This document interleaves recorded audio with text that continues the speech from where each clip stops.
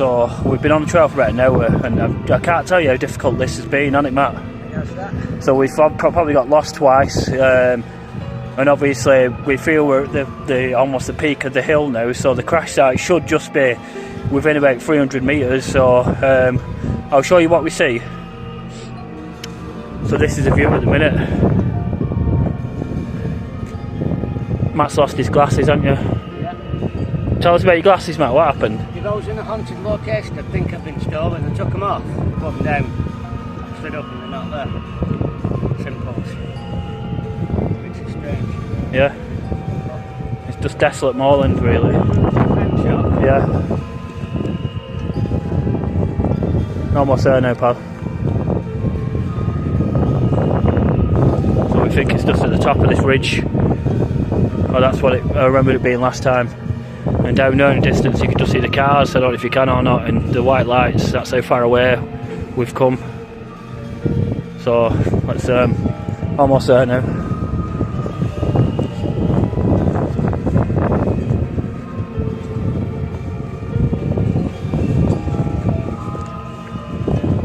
It's so easy to get lost on this trail, and this is why I'm doing this video.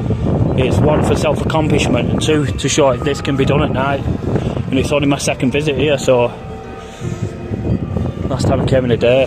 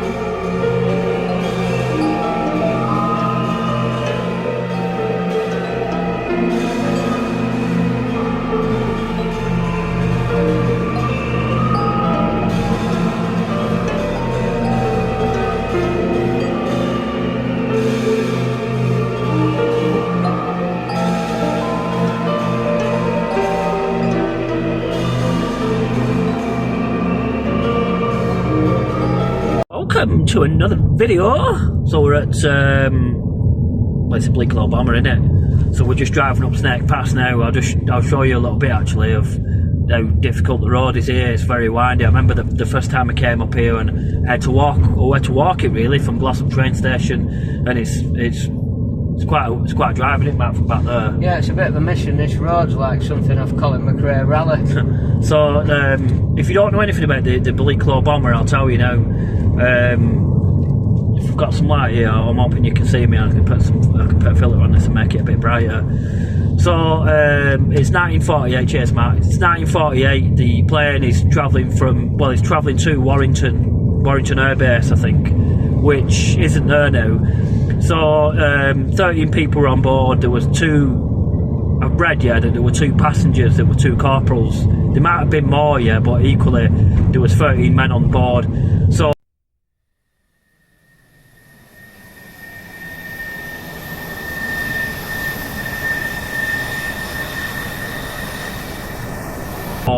So what happened is, it was the 3rd of November and they're flying back to, well, they're flying to another American base that had the luxuries what most Americans would like, because it's a bigger base. So they hitched a ride, and the pilot, fucking hell, the car just opened up right in front of us. I'll stay behind you. So the pilot obviously poor visibility with the fog, and descended too early. He was 30 miles, he thought he was 30 miles in front, so he descended too early. He couldn't really tell much because of, are we here, Matt? No, I'm just looking at the van. Alright. It looks can't really tell, will we? With the lights whacking in my face. There's a lot of people camping up here, so I don't know whether this is a bit of a spot up here or something. I'm not sure. I'm sure this is the spot. It's the spot, yeah. Pull In up. 300 yards, you will arrive at your destination. Yeah, It's up there, Matt. That's it up there. Pull in here if you want. Oh, just let's see where we can jack you around here then. So anyway, yeah, sorry about that. So it's the one behind you. No, but it's a fast road and I'm on top of an hill, so I don't really want to fucking... I'll find something just to give it a second. So anyway, the plane descended. He was 30 miles You have arrived. away from where he should have been. So he descended too early and hit the Moorland, and then obviously everyone perished in the crash.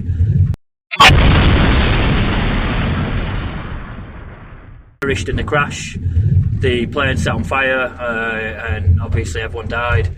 Now, what's interesting about this is there was someone that found a ring at this plane crash, and it was the ring of one of the pilots, which then got returned to his daughter.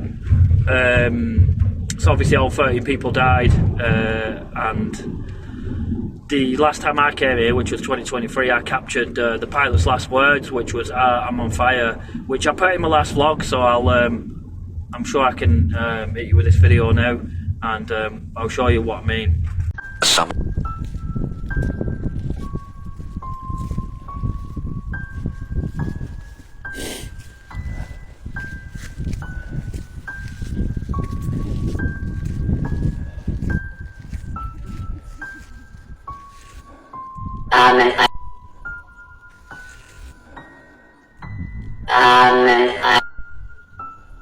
Full parked up there, I thought that's That's got it. to be Yeah, right, yeah, that's it. Yeah. And there's people in vans and what up there, aren't there? So that's what.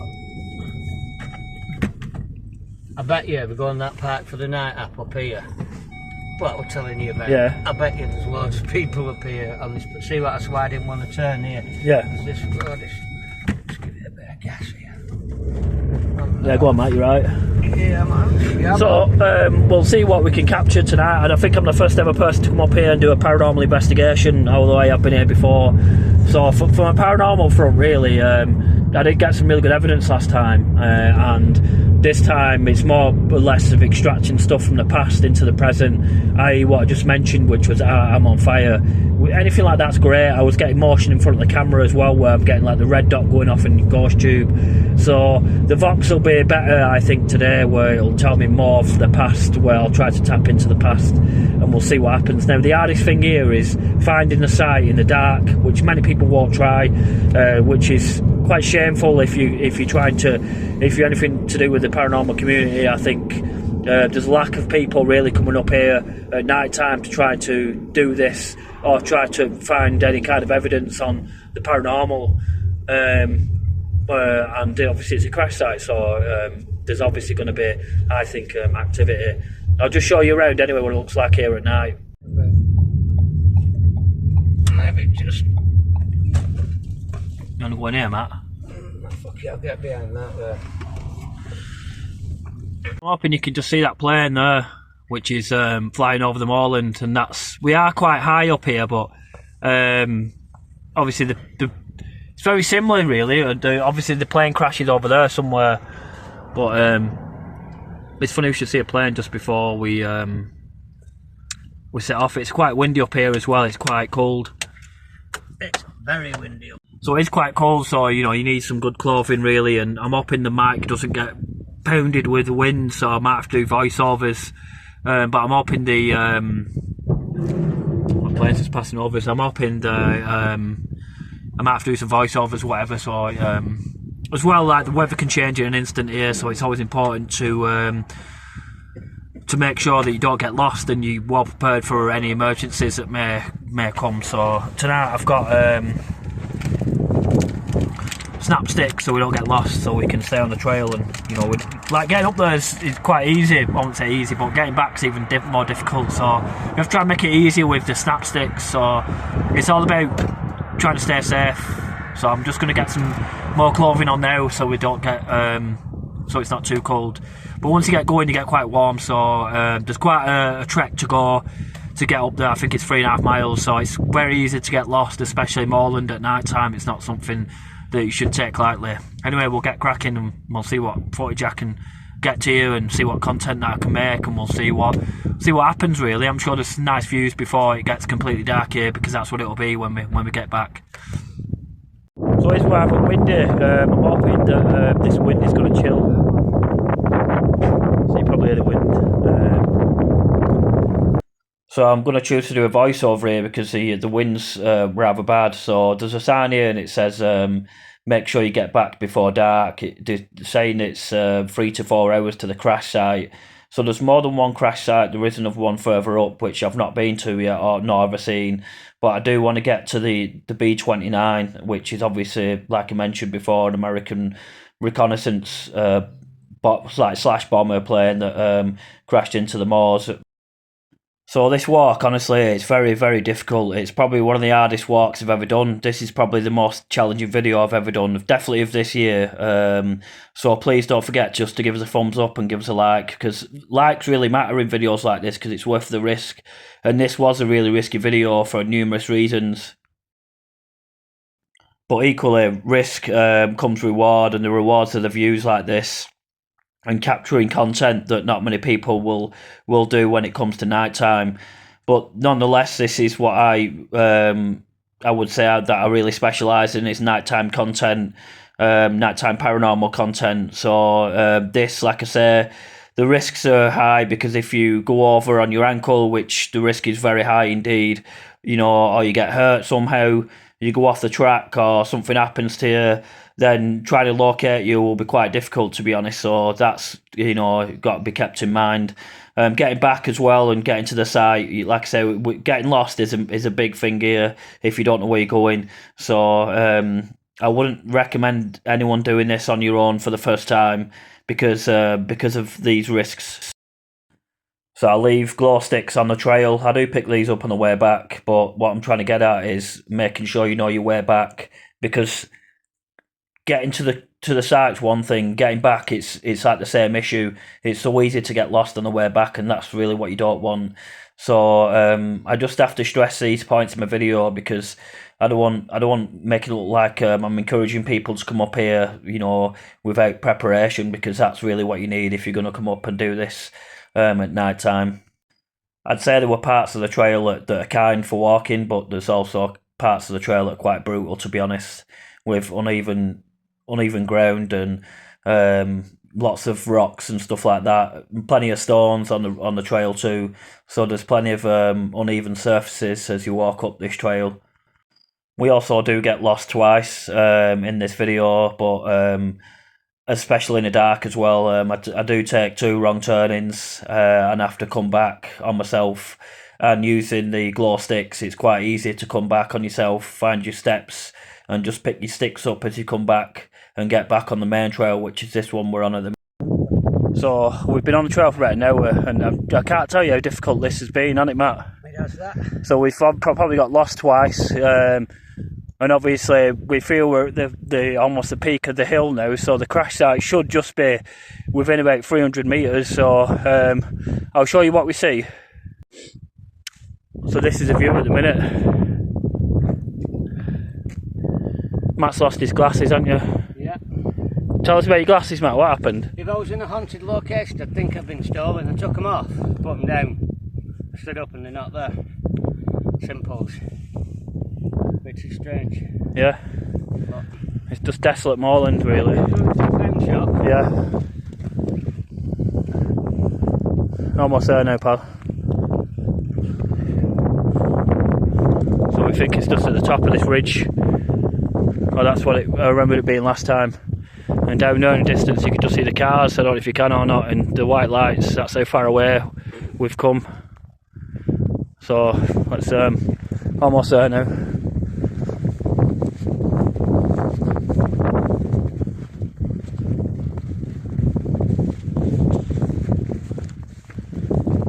It's so easy to get lost on this trail, and this is why I'm doing this video.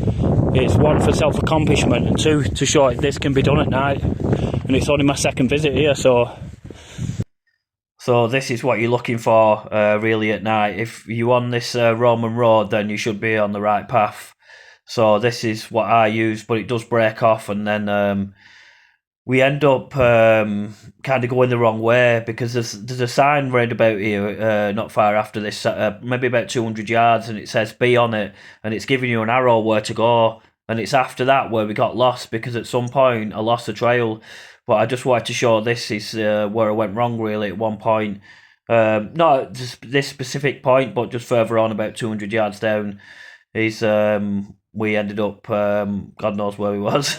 So it was a good job we corrected that and got back on track really. So the next bit of footage I'm going to show you is when I actually found the crash site. So I started recording and then there it was. So you get like as soon as I arrived kind of thing in the next bit of video. There's not much you can do about the wind, so I do apologise. Actually, there is something I can do because I'm gonna have to do another voiceover here because the wind's just contaminating the microphone.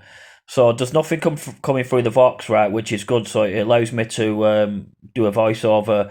So I'll just let me narrate what's going on here. So we're looking for the American flag, like the main plaque thing at this point, just to get some kind of bearing on where we are actually on the site because sometimes it's quite difficult to navigate where you are, especially in the dark. So when you arrive here, obviously I was speechless at one point because I couldn't even talk. Although I've been here before, it was just complete madness thinking of planes come out the sky and at the Moorland like it has, and the parts are just spread out all over. And it's just like a somber mood when you come. That's just a snap light, so we know where we are because I don't want to get lost, and it's some kind of reference from where we came in.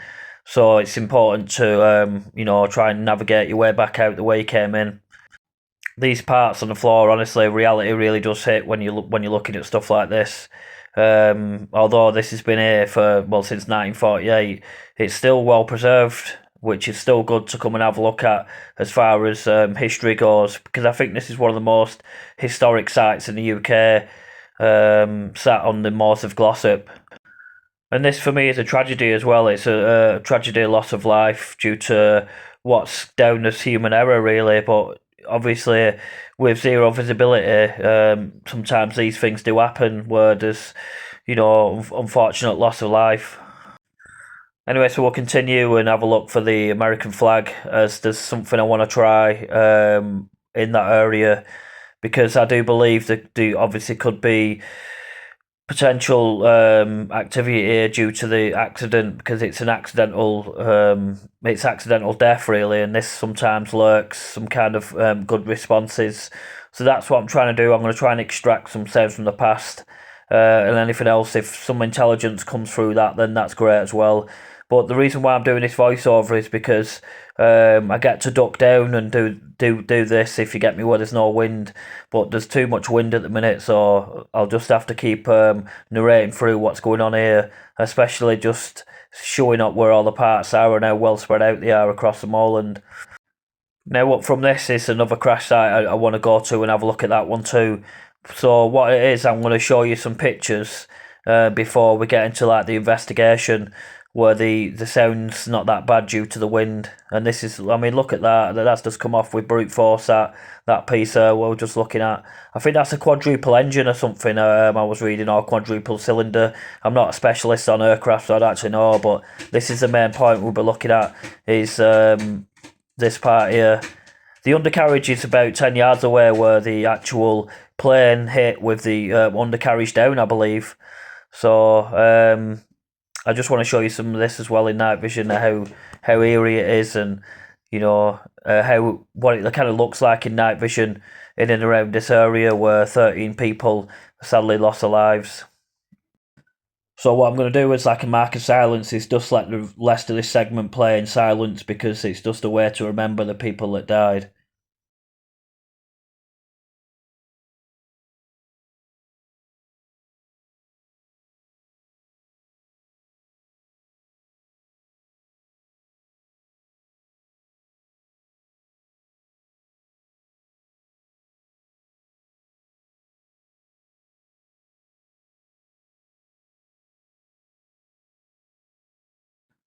So this is the plane we're actually looking at, the B-29 Superfortress, which was in World War Two, a reconnaissance plane, the one that's crashed into the Moorland, which we're looking at here, the Bleaklow bomber, which would recon German troops build-ups, I believe.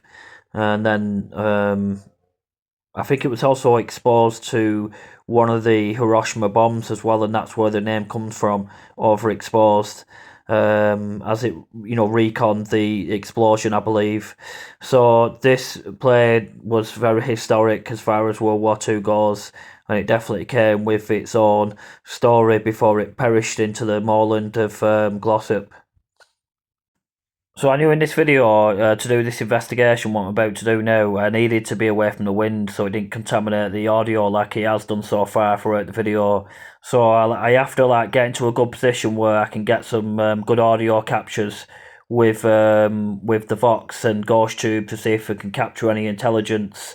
So I want you as a viewer to, make the judgment on some of the responses that are coming through. Because I think they're quite good actually, and they're quite magnificent if you ask me, because the timing of some of the responses as well is quite brilliant, to be honest. So I'll let you watch this video that we've done, obviously, the investigation. I really regret not bringing my REM pod because I think it possibly could have gone off.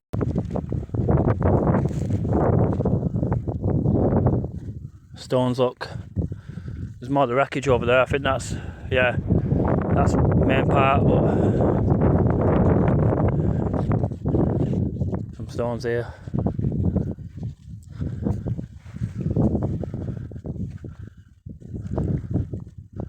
Look at that.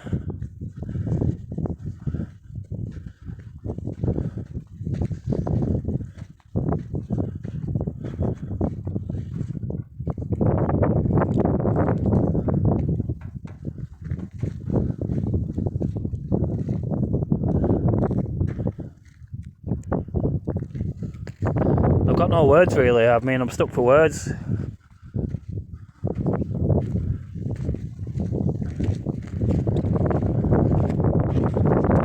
So it says, here lies the wreckage of the B-29 Superfortress overexposed of the 16th. I need to go. Do you need to go, dear? Of the 16th Reconnaissance Squadron, which tragically crashed whilst descending throughout the cloud on November the 3rd, killing all 13 crew members. The aircraft was on a routine flight from RAF Scampton to American IAFB Burtonwood. It is doubtful the crew ever saw the ground. Memorial laid by 3670 navigation course of RAF Finley on the 12th of November 1988. So I'm after the flag. We're after the flag first. I don't know where it is actually. It's got to be around here somewhere.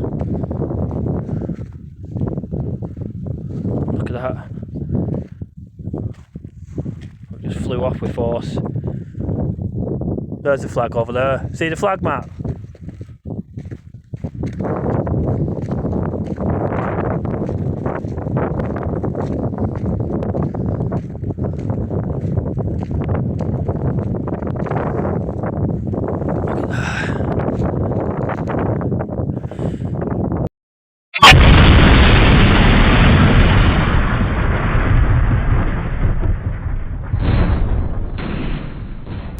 That what, sorry? That initial first left that we shouldn't have gone down. Yeah. Yeah, I know what you mean, and we had to come back. Yeah. Yeah. The end. The end. Do you want to come and communicate if you're on this frequency? Do you know the year is 2025?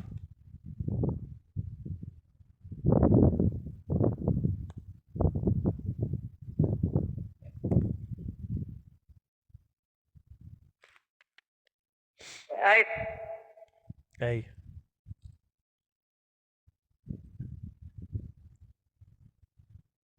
Do you know what day it is?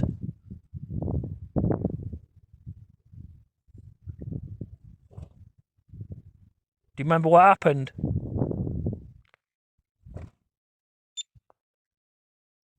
So we know they descended too early. And obviously smashed into the moors on a foggy day in November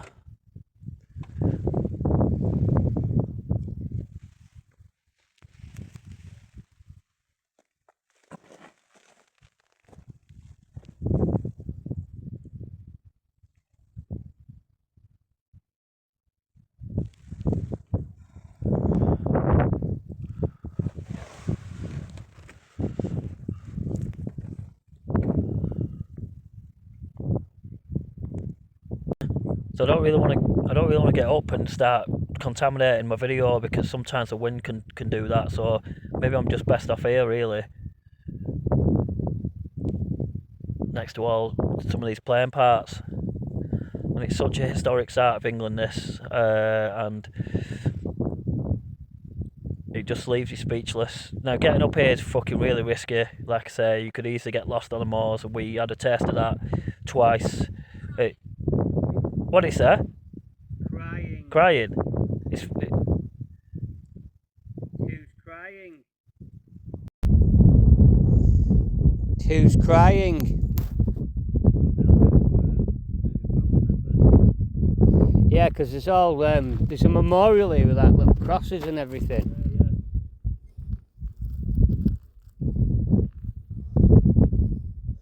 I think what they've done is they've probably got a bit of a pile of stuff together. There's a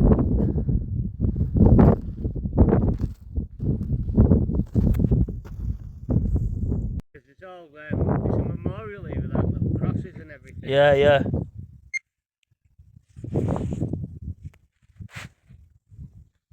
I think what they've done is they've probably got a bit of a pile of stuff together. Yeah, possibly.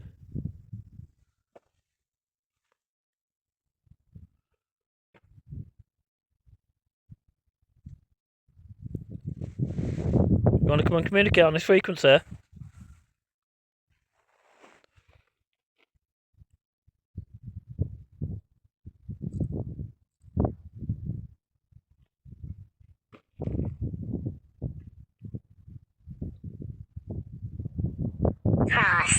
Cross. That's funny, that, because I can see a cross, and so can Matt, and that's a beep as well.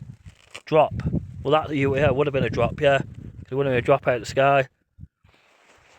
You hear that, Matt? Yeah, the cross. You can see it. It's just right there. There's loads of them. Yeah, it's just right there, the cross.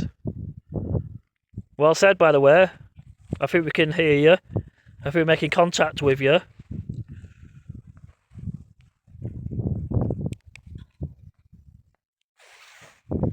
I can't say. No, it's alright. I can say, though, for you. I can say for you.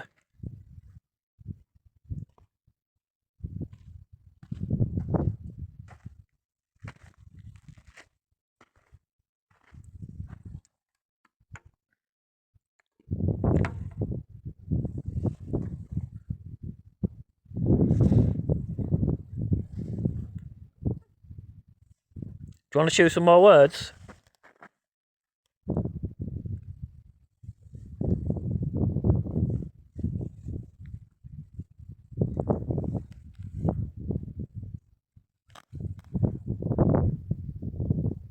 Is there anything you'd like to say on this frequency?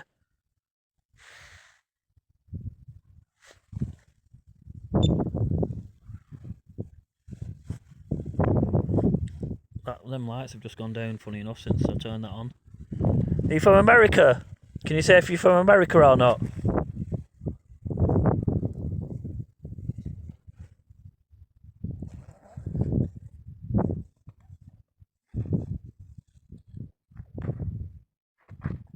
There was, all the people died on the plane, yeah, but they recovered the money, which was $7.5 grand. It's funny how the money survived, but the people didn't. So the money was... Exactly, no fucking way did it say that then. That's fucking madness. Start. Sorry, I was trying to say about the money that got... Well, there's a couple of pieces here where you see of rock which is completely out of sync with everything else, and it's burnt rock, it's become molten. So that'll be something to do with the fuel tanks. Well, the fire as well, what it were. There's two areas where like the rock's like larval rock, where it's got whatever that substance is heated to a temperature. Yeah. There's been a big fire up here. Yeah, of course, yeah. Because some of it turned a bit over before, but...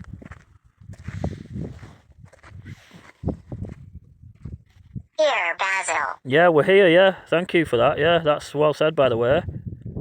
Nice to know that you know my name. Around here looks like that. Yeah. That looks like ocean rock. Then it's difficult.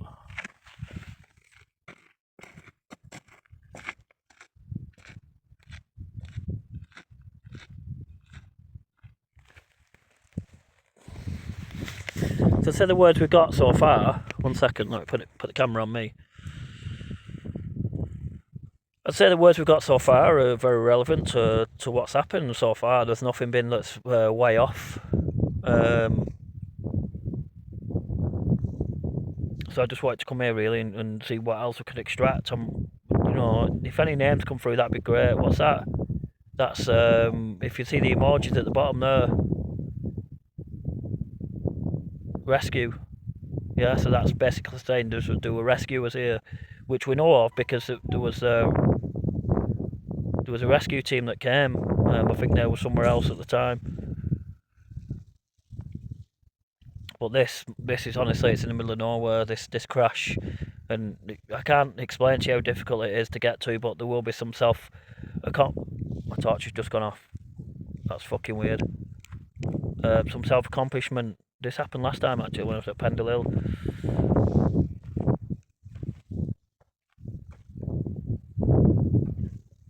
Ring boy emoji. Ring. I got rescue emojis then. And there's obviously rescuers being here to try and rescue the men. I wonder how they would have actually got up here though, I mean, On seriously. foot. Yeah, up that fucking side. Well, whichever way they would have come, I'm not sure. It took us an hour to get up here. Satisfying. Yeah, well it is when you come up here, yeah, and it took us an hour to get up here. In a straight line? What's that? In a straight line, obviously. I'm not sure, but that path and that I wouldn't have thought would have been there, that we walked up. That's what I mean. So this goes to show the rescue response, which was the RAF Mountain Rescue Service, already on a training exercise nearby, and that's where the emojis have come up. It's picked up the rescue response, which, to be honest, I think is amazing how emojis can pick up something from the past. So I just thought I'd point that out there.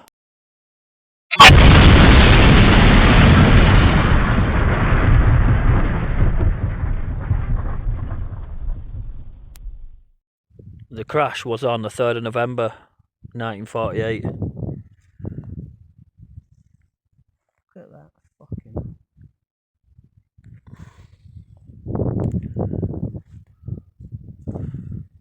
You can sort of like imagine the noise of it, can't you? Yeah. Oh, imagine that noise of it. Yeah. Like, massive noise. But it's obviously hit with some major because them pieces of metal are mangled. Well, the pilot thought it was 30 miles in front. That's why he descended, but he couldn't see because of the cloud. And it's mad how the pilot's ring got found here and it got sent back to his daughter. So did the pilot, is the story that the pilot thought it was still flying in the area? He thought it would have been, obviously it's descended too early. That's what the human error was.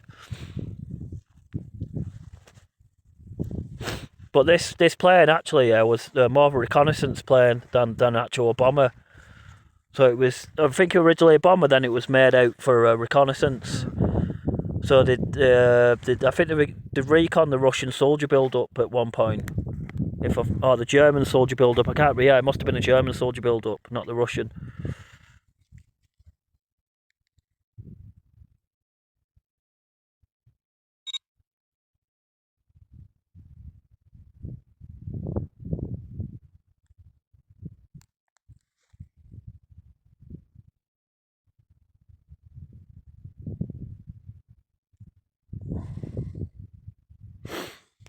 Someone that come up and tied another flag on there, isn't it, really?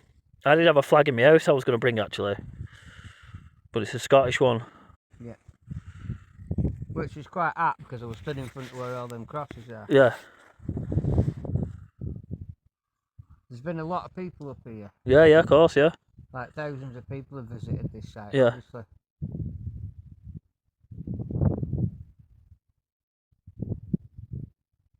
I'd love to take a little bit of the metal, but I think it'd be bad to do that. Yeah, it's bad. Yeah, you should just leave I it. won't Just, do it, yeah, yeah, just leave it here. Yeah. But I'm tempted to have it as a souvenir, but you shouldn't do that.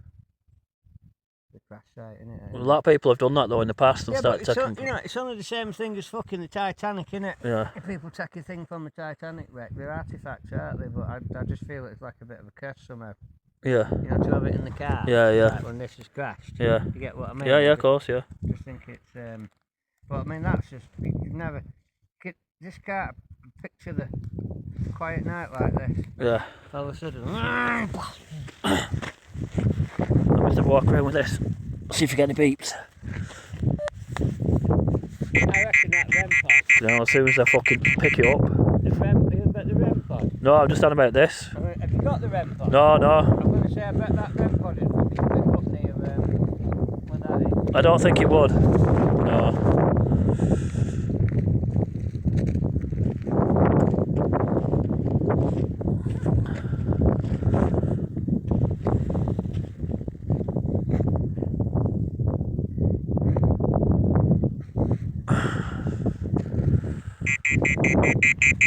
I thought so. Beeps. That's quite fucking relevant, that actually.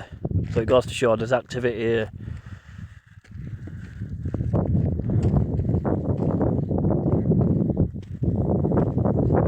It.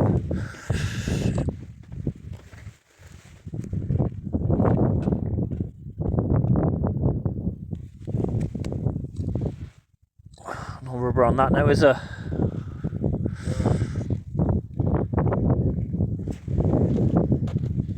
Yeah, there's like a bit. Definitely not. Yeah. Sit down. Sit down, yeah. Removes like certain things, you know, there's obviously stuff been removed, haven't there, like the seats and the cockpit. Yeah. Yeah. The tail. Yeah. Not better.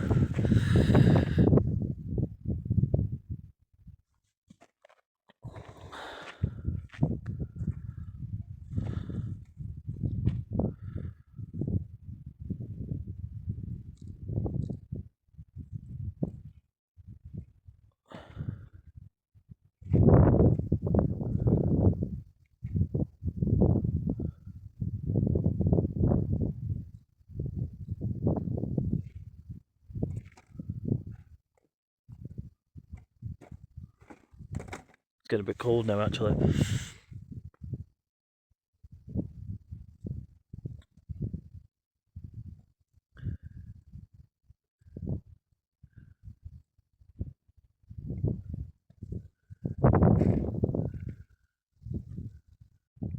So let's see if Garcia picks anything up, any pictures or anything.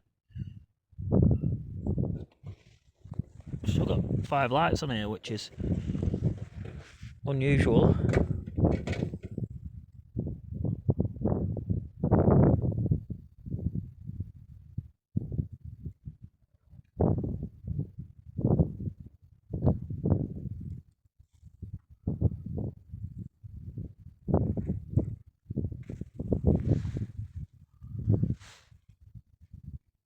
Just imagine like all the balls would have been on fire.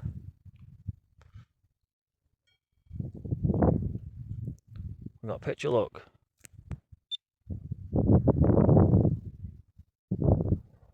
Someone in water by the looks of that. Oh, is it? It's obviously a dead body. Maybe face down.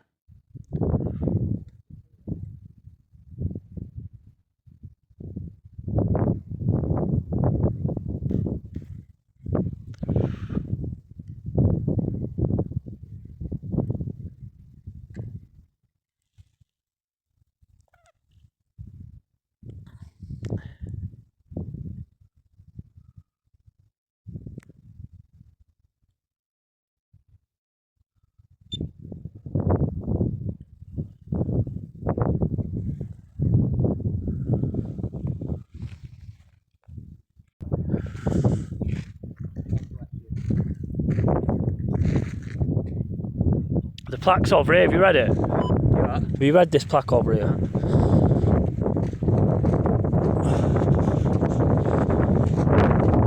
Look, that's a cross there, that with stones.